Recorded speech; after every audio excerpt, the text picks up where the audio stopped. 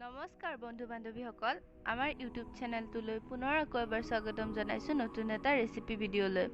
আজি আপোনালোকক দেখাবলৈ ৰেচিপিটো হৈছে কেঁকুৰাৰ তৰকাৰী টেঙামৰা পাতৰ সৈতে। আপোনালোকে হয়তো বহুতে জানিবও পাৰে, হ'লেও যিহেতু মায়ে বনাইছিলে সেইবাবে শ্বেয়াৰ কৰিলোঁ। যিসকলে নাজানে তেওঁলোকে শিকিব পাৰিব। এয়া টেঙামৰা পাতকেইটা কাটি লৈছে আৰু লগত এইকেইটা কেঁকুৰা যোনকেইটা ৰাতিয়েই ভিজাই থোৱা হৈছিলে লেতেৰাখিনি ওলাই যাবৰ বাবে। এতিয়া কেৰাহীটো গৰম হ'বলৈ বহাই দিলে। ইয়াত খুব কম পৰিমাণে মিঠাতেল দিব, যিহেতু বেছি তেলৰ প্ৰয়োজন নহয়। তেলখিনি গৰম হোৱাৰ পাছত ইয়াতে পাতকেইটা দি দিছে।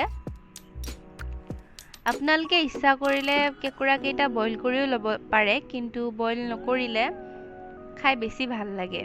যেতিয়া এই তৰকাৰীখনত বইল হৈ সিজিব তেতিয়া বেছি ভাল লাগে। এতিয়া ইয়াত প্ৰয়োজন অনুসৰি নিমখ আৰু হালধি দি ভালদৰে লৰাই ল'ব,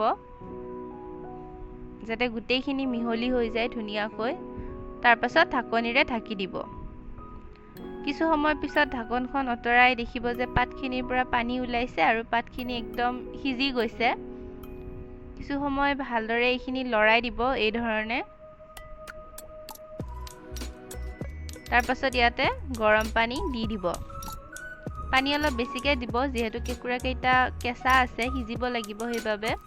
এতিয়া পানীটো উতলাত ইয়াতে কেঁকুৰাকেইটা দি দিব আৰু ভালদৰে উতলাব। কিছু সময়ৰ পিছত এয়া দেখিছে কেঁকুৰাটো সিজি গৈছে, ইয়াৰ কালাৰটো চেঞ্জ হৈ গৈছে আৰু পানীও কমিছে। এই তৰকাৰীখন এতিয়া খাবলৈ ৰেডি।